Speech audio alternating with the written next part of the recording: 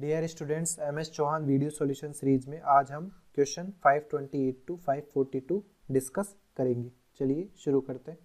Question 528 अपने को क्या पूछ रहा है? Most stable resonative structure of the given anion. तो हमारे पास इसकी रेजोनेटिव स्ट्रक्चर अपने को बनानी है। तो एक बार रेजोनेंस होगा तो नेगेटिव चार्ज इस कार्बन पे आ जाएगा, फिर नेक्स्ट रेजोनेंस कराएंगे तो हमारे पास कार्बन ऑक्सीजन पे आ जाएगा। क्लियर है? तो अपने को रेजोनेटिव स्ट्रक्चर्स देखें तो सबसे पहले यहाँ पर ये दोनों रेजोनेटिव स्ट्रक्चर, यहाँ पे कार्बोकेटाइन है, यहाँ पर भी कार्बोकेटाइन है। ये क्या है? इनकम्प्लीट ऑक्टेट है। इनकम्प्लीट ऑक्टेट की वजह से इनकी स्टेबिलिटी रिलेटिवली कम होगी, बट बाकी ए और सी में देखें तो कंप्लीट ऑक्टेट है। इन दोनों में हमारे पास कंप्लीट ऑक्टेट है।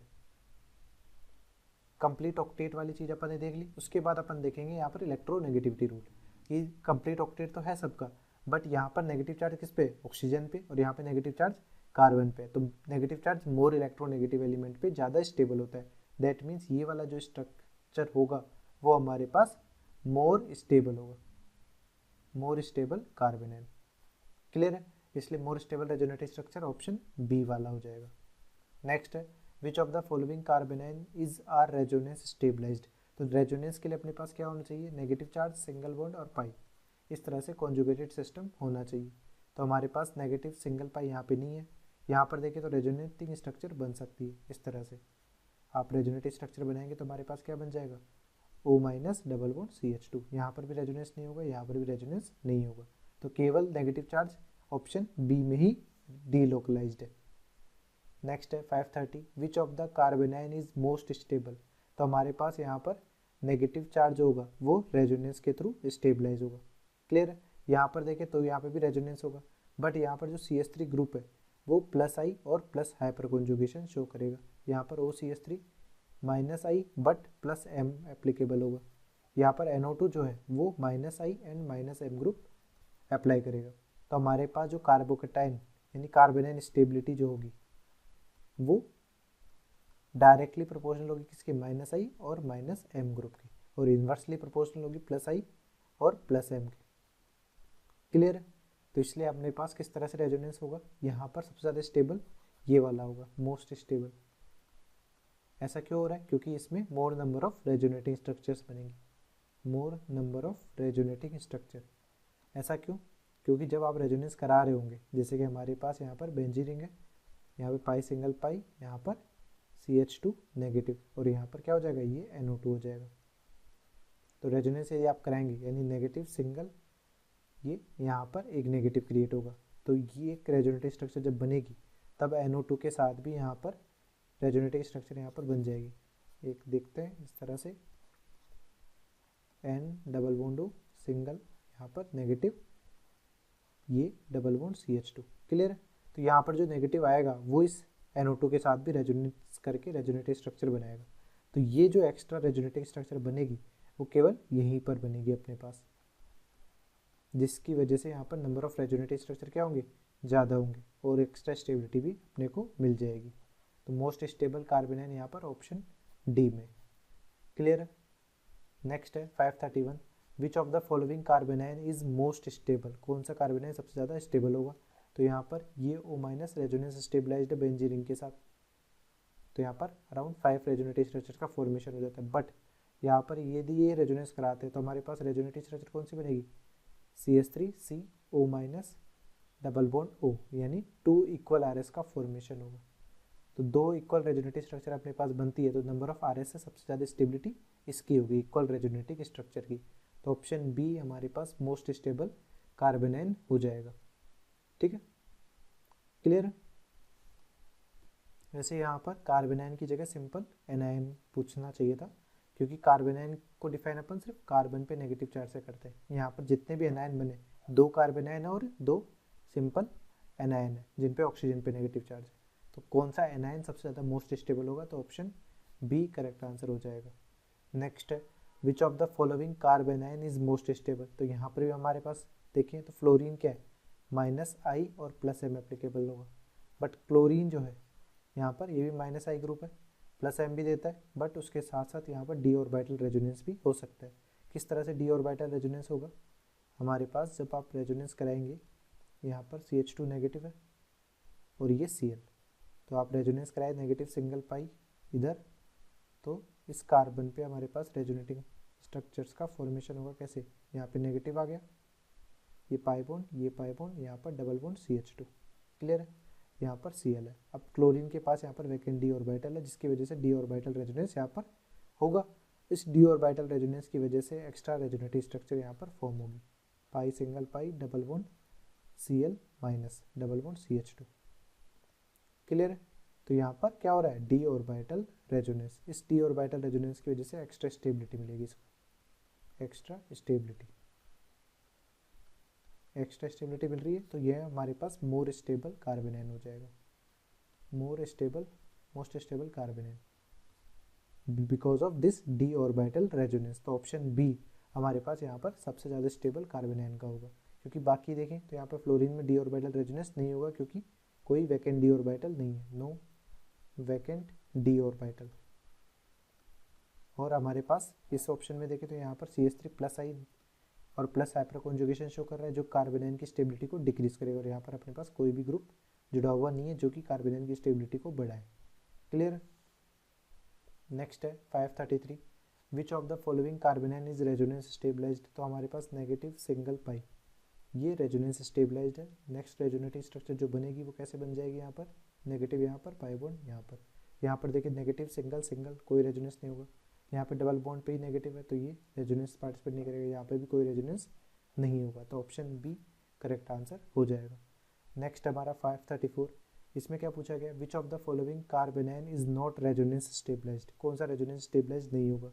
तो हमारे पास ये बेंजीन के साथ है, नेगेटिव सिंगल पाई, ये कॉन्जुगेटेड सिस्टम यहाँ पर है, तो रेजोनेंस पार्टिसिपेट करेगा, यहाँ पर भी ईजिली कर लेगा, यहाँ पर भी देखें तो रेजोनेंस पार्टिसिपेट कर लेगा।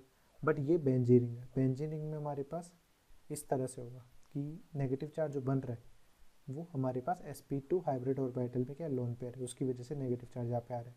तो doesn't take part in resonance, क्योंकि डजंट क्यों पार्ट नहीं ले पा रहा है अपने पास, क्योंकि हमारे पास जो पाई बॉन्ड है वो p ऑर्बिटल में बने और sp2 हाइब्रिड ऑर्बिटल अपने क्या होता है, परपेंडिकुलर प्लेन में होता है।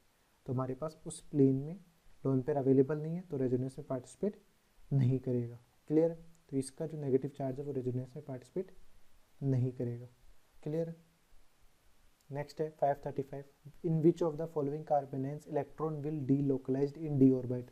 तो हमारे पास देखिए कि मेटा पोजीशन पर है, तो यहाँ पर ओनली माइनस आई इफेक्ट हो लगेगा। कैसे कि हमारे पास आप रेजोनेंस जब कराएंगे तो किस तरह से होगा, यहाँ पर O माइनस है और यहाँ पर क्लोरीन है, तो जब रेजोनेंस कराएंगे तो नेगेटिव चार्ज डेंसिटी कहाँ का आएगी, एक बार ऑर्थो पे, फिर ये नेगेटिव घूमकर पैरा पे, फिर घूमकर ऑर्थो पे, तो ऑर्थो और पैरा पे ही नेगेटिव चार्ज डेंसिटी लोकेट होगी। तो यहाँ पर क्लोरीन पे d ऑर्बिटल रेजोनेंस शो नहीं होगा, बट ये क्लोरीन ही पैरा पोजीशन पर होता, क्लोरीन हमारे पास पैरा पोजीशन पर होता ही है। इस तरह से ये पाई बॉन्ड इस तरह से बना दिया अपन ने, तो हमारे पास रेजोनेंस आपने कराया पाई सिंगल पाई, यहाँ पर ये नेगेटिव, तो कैसा बन जाएगा, यहाँ पर नेगेटिव ये आ सकता है यहाँ पर, ठीक है, डबल बॉन्ड।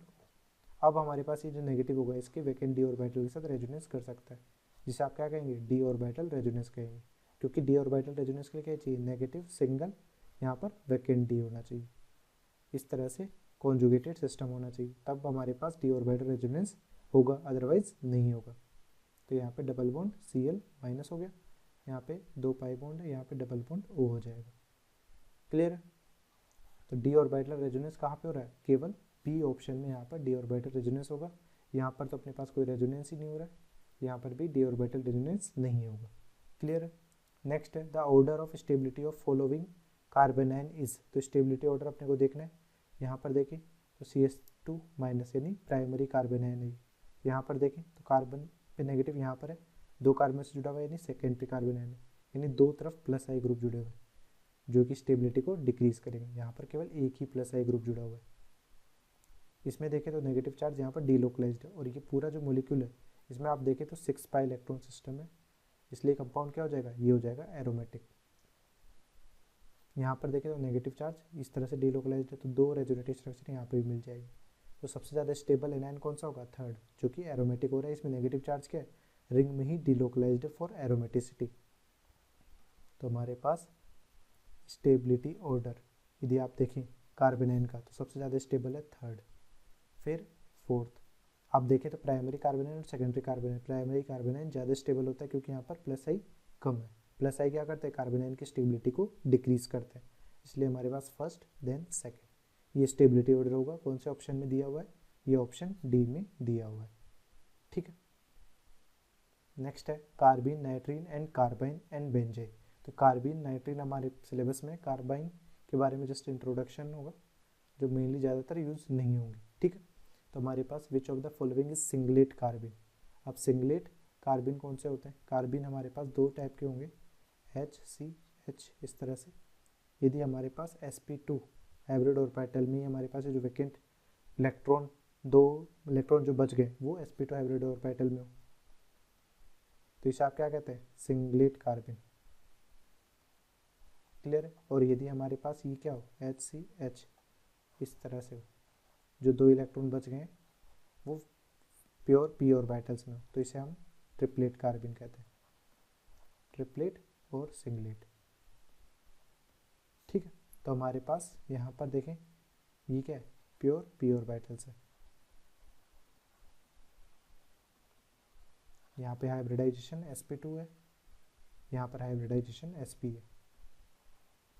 तो हमारे पास क्या पूछा है, सिंगलेट कार्बिन पूछा है, तो सिंगलेट कार्बिन ये वाला है, कौन से ऑप्शन से मैच कर रहा है, सी से, क्योंकि यहाँ पे जो लोन पेयर है वो एक साथ है sp2 हाइब्रिड ऑर्बिटल में। यहाँ पर ये वाला किसका एग्जाम्पल है, ये ट्रिपलेट का एग्जाम्पल है। नेक्स्ट है the orbital picture of singlet कार्बिन can be drawn. Orbital picture, ये वाली ऑर्बिटल पिक्चर ही है, किससे मैच कर रही है देख लेते हैं। ये हमारे पास वैकेंट p ऑर्बिटल है यहाँ पर, ये ऑप्शन ए से मैच कर रही है, तो करेक्ट आंसर यहाँ पर ए हो जाएगा।